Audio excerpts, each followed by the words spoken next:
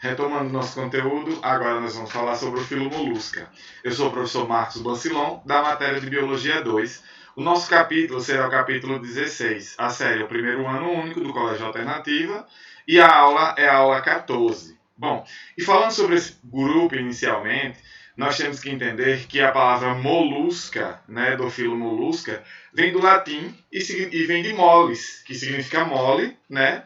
E é o segundo maior reino animalia, porque nós temos à frente aos moluscos os artrópodes, ou seja, esse foi um dos reinos onde a gente teve o maior nível de especialização evolutiva, né? Um dos maiores, perdão, o maior é o artrópode, né? E aí a gente tem 150 mil espécies já descritas para o grupo, estima-se que existam muito mais, além dessas 150 mil, e 70 mil fósseis que vão ficar, como a gente já falou, apenas atrás dos artrópodes, né? Que é um número absurdo de grupos e inclusive de indivíduos, aí, de espécies que a gente vai encontrar para a artrópoda, tá?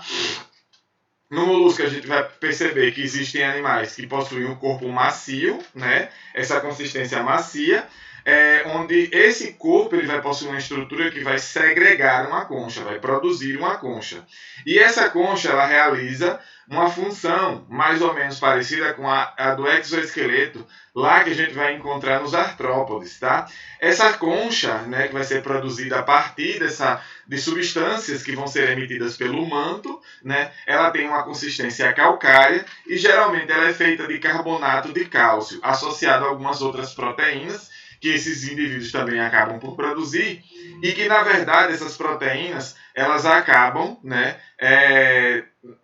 no caso, a gente percebe que essas proteínas, elas acabam surgindo, aparecendo, né, na formação da chamada camada nacarada, né, que é essa camada bonita que a gente encontra, conhecida também como madrepérola, nesse grupo. As evidências mostram que alguns registros, eles ocorrem desde o pré-cambriano, né, quando se percebeu a presença aí dessas conchas, desses organismos, e a gente vai encontrar eles distribuídos em ambientes marinhos, ducícolas e terrestres, tá? Esses três tipos de ambiente. Os animais desse grupo eles não vão ser segmentados, ou seja, eles não vão possuir o corpo metamerizado, dividido em metâmeros, dividido em segmentos, desculpa, tá? A simetria dele sempre será bilateral, certo? A gente vai perceber isso, que o corpo pode ser dividido em duas metades iguais. São triblásticos por apresentarem endo, meso e ectoderma, certo? Além de tudo, também são protostomatas, ou seja, o blastóporo novamente vai formar o ânus. Só que existe uma condição diferenciada nesse caso. Esse protostomata, né, a gente vai perceber que no caso desses indivíduos, a gente vai ter a boca e o ânus. E principalmente a gente vai perceber um processo de cefalização ocorrendo dentro do grupo. Outro detalhe, são esquizocelomados, né, e celomados também. Eu posso encontrar os dois tipos de indivíduos dentro do grupo, sendo que esse celoma ele vai estar restrito, reduzido somente à cavidade pericárdica, né, a região onde o coração do animal vai estar concentrada. Bom, e na anatomia e fisiologia deles, a gente pode perceber uma questão. A organização corporal do molusco, ela ocorre da seguinte forma. Eles vão possuir uma porção cefalopediosa, ou seja, cabeça-pé, né? E uma massa visceral que vai formar, né, essa estrutura dos órgãos, que vai, né, dentro desse conjunto da massa visceral, eu vou ter os órgãos, o sistema digestório, circulatório, que geralmente é aberto, tá? Isso só se diferencia para os cefalópodes, que o sistema circulatório é fechado. Além de tudo, eu também tenho o sistema sensorial, reprodutor, né? Todo associado aí respiratório, excretor, todo associado a essa massa visceral. Na cabeça, eu percebo a presença, né, desses órgãos sensoriais, dos gânglios cerebrais e também de uma boca, né? Uma boca que vai possuir uma estrutura que, na verdade, ela tem a função, geralmente, de raspar o substrato marinho, né, ou então as pedras, o substrato ducícola. Isso vai variar, né, da ecologia do animal. Às vezes, por exemplo, o animal ele consegue se alimentar de matéria vegetal também, quando ele está associado à terra, né? Então, perceba que eu já tenho uma estrutura de boca aí aparecendo nessa cefalização, né? E esses órgãos de boca e gânglios cerebrais vão ter uma interconexão, né? É onde a gente vai perceber que existe a conexão dos chamados órgãos nervosos e sensoriais, tá?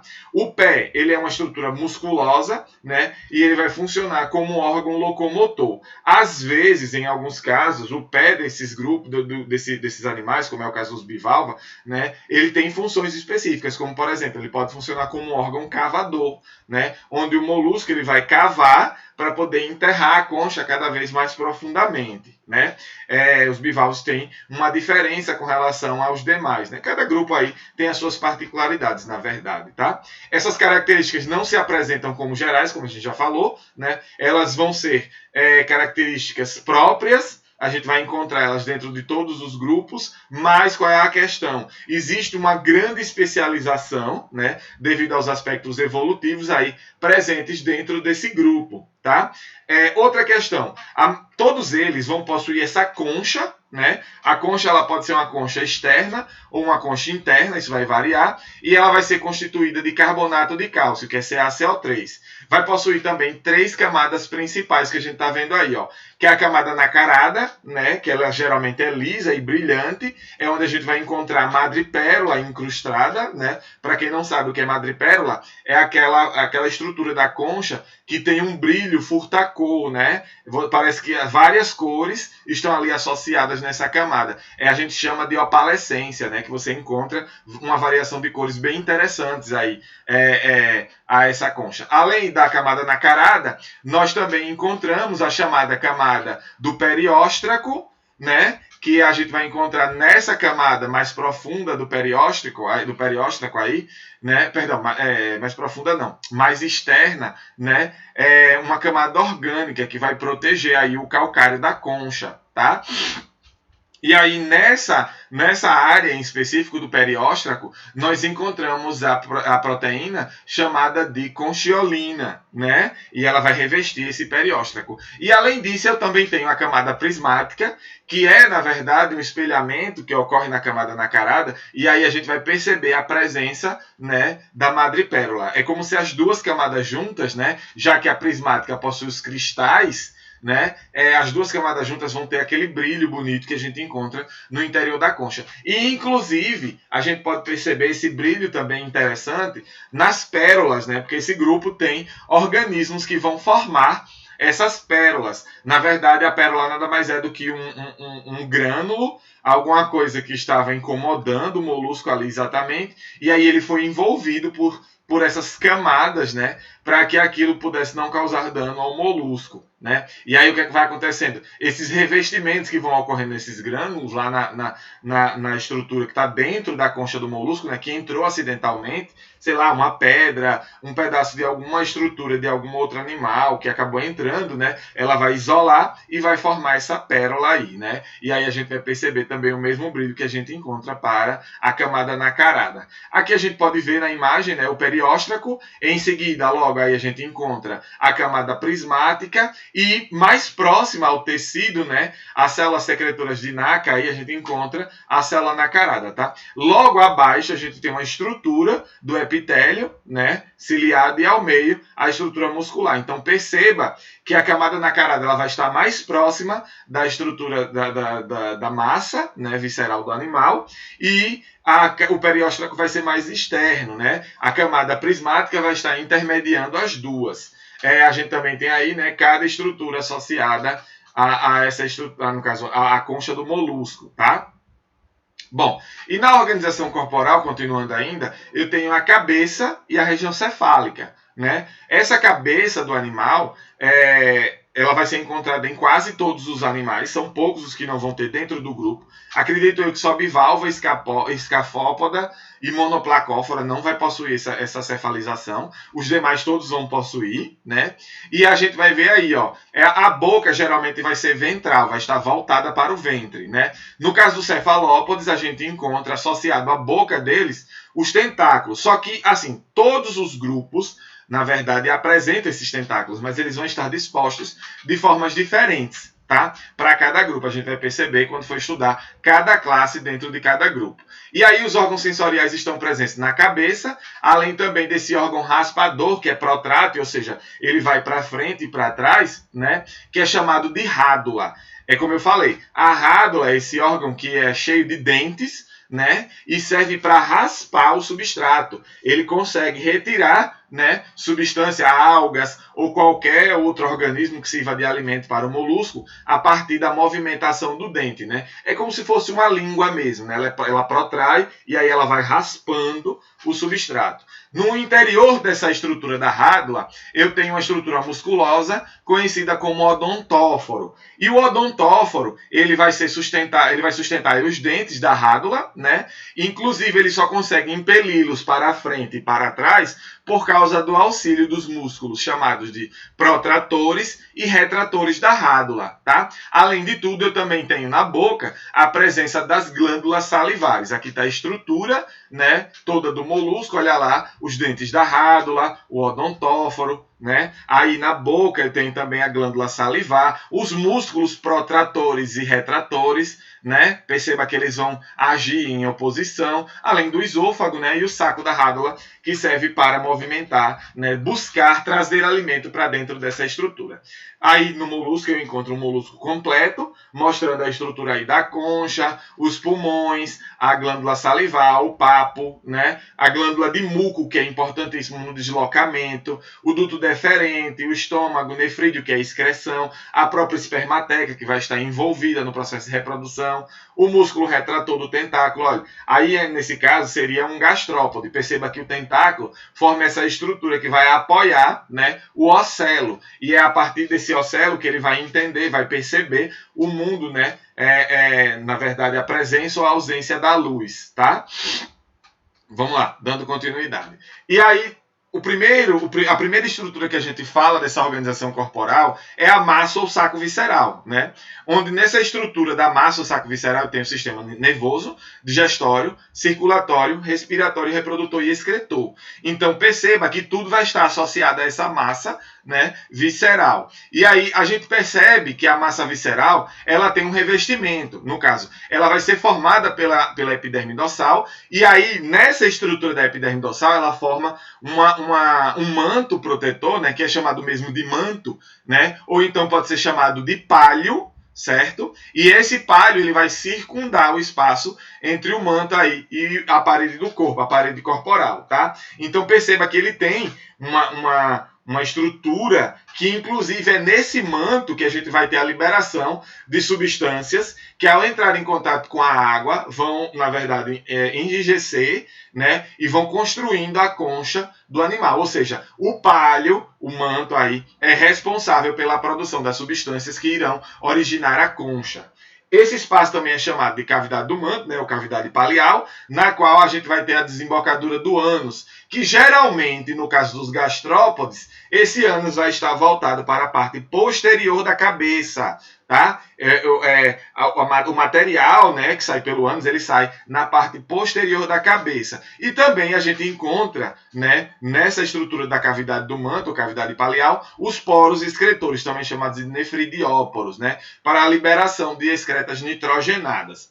Moluscos aquáticos também nessa região vão possuir alguns receptores sensoriais que vão captar informações que vão vir a partir da água, né? Ou seja, ele vai fazer identificação, inclusive, presa, predador, né? A partir aí desses órgãos sensoriais. O pé, ele é uma estrutura que vai ser fortemente musculosa, né, adaptada à locomoção e também vai fixar o organismo no substrato. Em muitos casos, como é o caso do bivalva, né, ele vai realizar um processo de natação também, além de realizar cavação, ele pode cavar, né, ou então ele pode auxiliar na captura das presas, o pé, certo? Também vai secretar muco, e esse muco ajuda no processo de deslizamento. A glândula de muco fica logo abaixo da boca, tá? Ela vai sendo secretada e aí o pé consegue deslizar tranquilamente pelo muco. Em caramujos e bivalves, o pé ele vai ser estendido hidraulicamente, ou seja, com auxílio da água. A gente vai ter a mecânica da musculatura do pé associado, né, à água.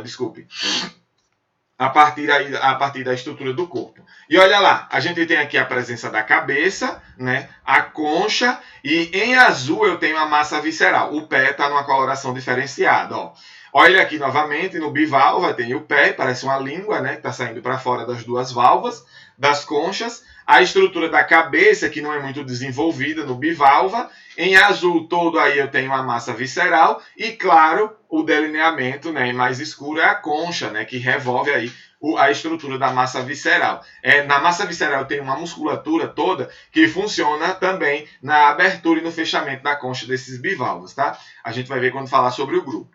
Bom, e o sistema digestório? Ele parece ser um pouco complexo, porque a gente já encontra uma especialização, né, com relação a esse sistema, e o sistema digestório deles é completo.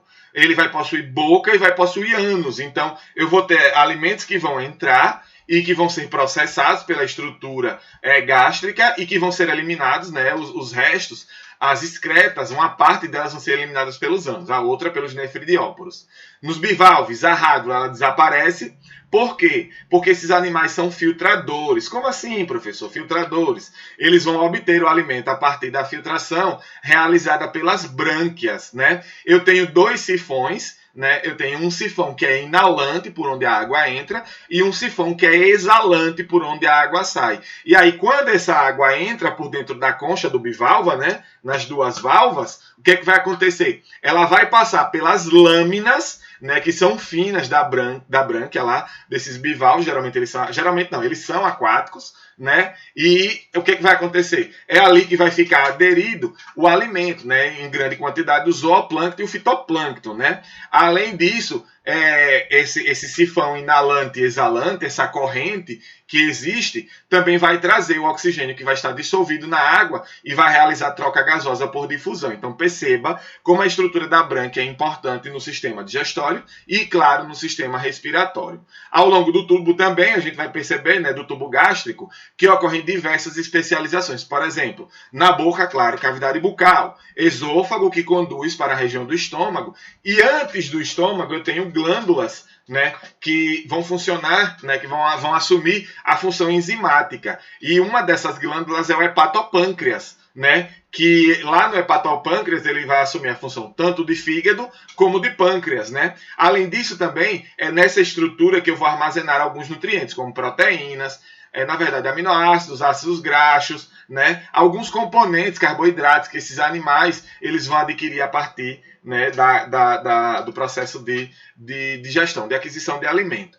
Nos gastrópodes, que são aqueles animais que têm concha enrolada, uma concha única, né, a gente vai perceber que ocorre uma massa gelatinosa que vai ser cristalizada e em forma de bastão. Ela também é especializada, né, na questão da captura desse alimento e o nome dela é estilete cristalino. Lá eu vou conter, dentro desse componente do estilete, vai conter, no caso, irá conter dentro do estilete cristalino enzimas digestórias que vão quebrar os carboidratos. E o que é que vai acontecer? Em movimento rotacional, esse estilete vai derramando as enzimas em cima do alimento, né? E isso vai ocorrendo o processo de simplificação enzimática, simplificação química, digestão química do alimento, né? Nos moluscos, a gente vai perceber que existe um processo de digestão extracelular, que vai estar associado ao estômago, e intracelular, quando a gente vê associado às glândulas digestórias, né? Onde a gente vai ver que essas glândulas digestórias vão fazer englobamento das partículas maiores, né? E aí vão realizar o processo de fagocitose nessas glândulas, tá? A digestão no cefalópodes ela vai ser exclusivamente extracelular, similar ao que acontece com seres humanos, né? Esses gastrópodes eles podem digerir tanto extra como intracelular. Só o cefalópode que é meio diferente, tá? Onde a gente vai ver somente extracelular. E aqui a gente percebe as estruturas, ó, lá do processo digestório. Boca, olha lá onde está localizada a boca, perto da cabeça, né, do bivalva. O organismo de cima é o bivalva, e embaixo eu tenho o gastrópoda, tá? E olha lá a boca também, o hepatopâncreas, o reto, o ânus, o intestino. Olha o estilete cristalino que vai realizar esse processo de derramamento das enzimas, né? E consequentemente a digestão. Então perceba como a gente vai perceber, no caso vai notar que os dois elementos vão estar presentes, os elementos vão estar presentes nos dois organismos. Olha lá, glândula digestiva, provavelmente o hepatopâncreas, né? O estômago, o intestino, o ânus lá atrás, né? Nesse caso, geralmente o ânus ele vai estar voltado para a parte posterior da cabeça, tá? Na parte de trás da cabeça. Quando a concha faz o enrolamento, a gente vai falar sobre isso lá no final. Acredito que aí eles tenham demonstrado o corpo do molusco inteiro, né? Mostrando como é que acontece aí o sistema digestório inteiro, tá? Além disso, ele também mostra a rádula, que está presente só nos gastrópodes, né? Nos bivalves a gente não tem, e a boca, né? Que vai estar presente nos dois novamente. Com relação ao sistema circulatório, eles vão apresentar uma novidade evolutiva, onde a gente vai encontrar um sistema circulatório que vai ser aberto, né? Mas é diferente do que a gente vê para os grupos anteriores. Nematelminto, platelminto, quinidária, porífera, todos esses organismos não têm um sistema circulatório. Aqui eu encontro o sistema circulatório, né, que vai ser lacunoso, ou seja, dividido nas lacunas aí, e eu vou possuir dentro desse indivíduo um coração que é pulsátil, né? Além disso, o coração vai estar restrito a uma cavidade pericárdica. Por isso a gente tem esse animal aí como esquizocelomado, né?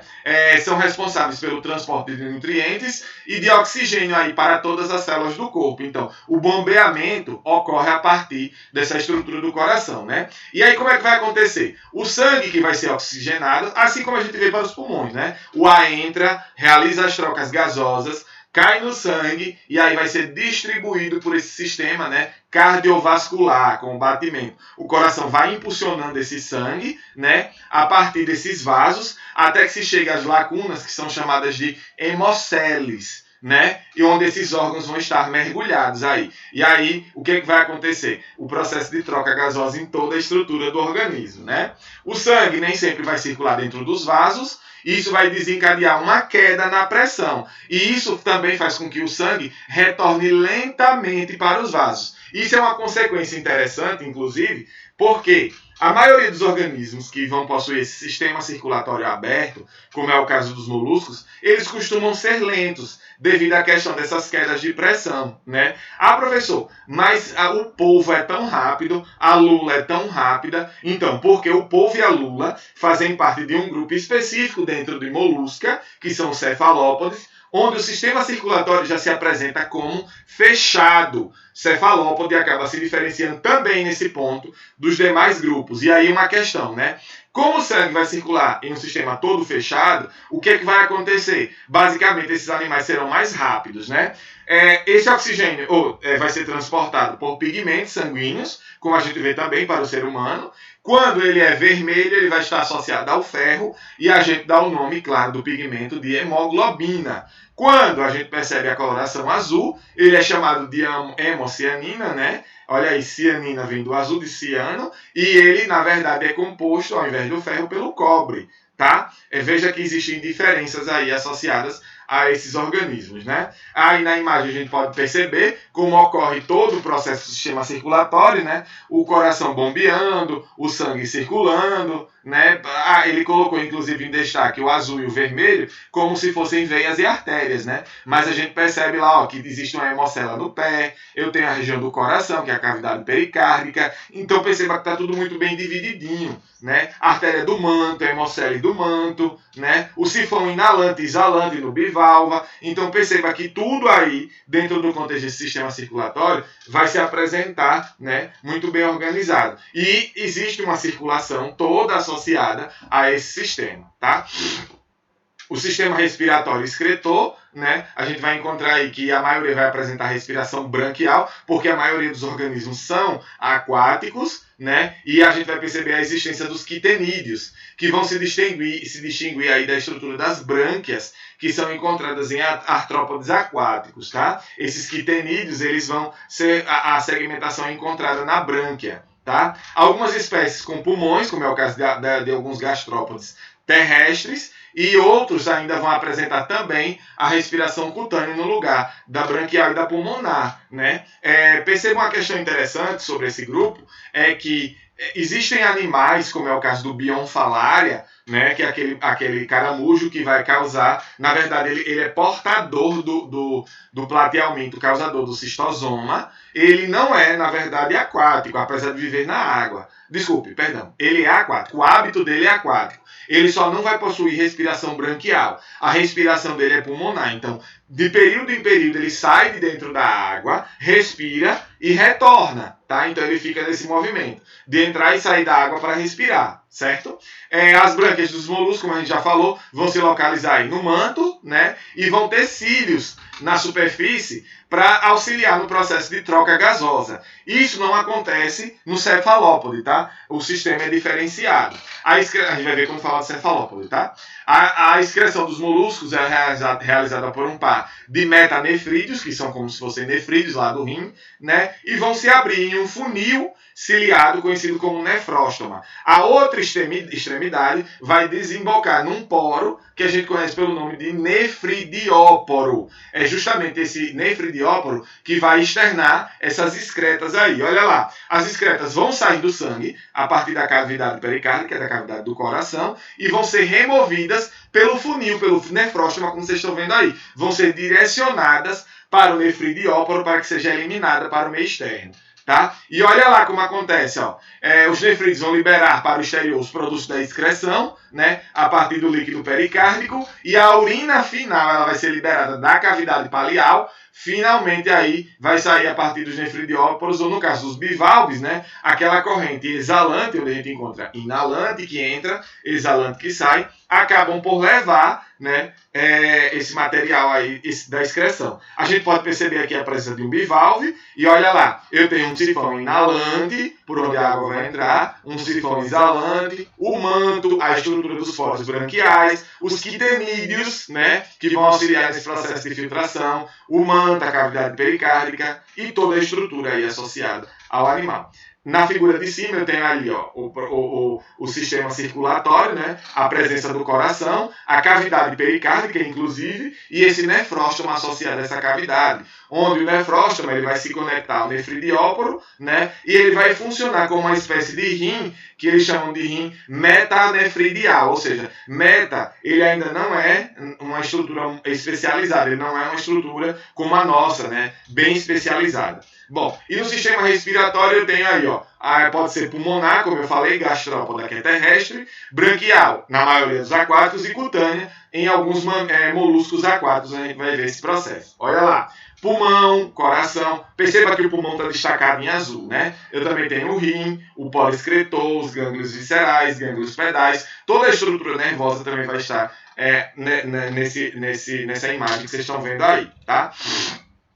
E para finalizar, a gente vai falar do sistema nervoso e do sistema sensorial, onde a gente vai ter essa estrutura que vai compor, né, o molusco, e essa estrutura nervosa ela vai possuir gânglios nervosos, que vão estar localizados na cabeça, um pouco acima do esôfago, e vão inervar olhos, tentáculos, estatocistos e a região bucal, né? Esses olhos eles não são olhos verdadeiros, tá? A gente vai falar sobre isso quando for falar sobre o sistema sensorial. Além disso, eu também encontro, aí, além dos gânglios, os cordões nervosos, que vão partir dos gânglios e vão se estender pelo corpo do organismo, do animal. Cordões pedais que vão se estender pelo pé, né, e vão formar aí os gânglios pedais, inervando esses músculos, auxiliando no processo de locomoção. E para finalizar aí, os cordões viscerais, né, que vão estar dispostos em 2 pares de gânglios, vão inervar aí o manto, né, e as brânquias, além também dos demais órgãos sensoriais.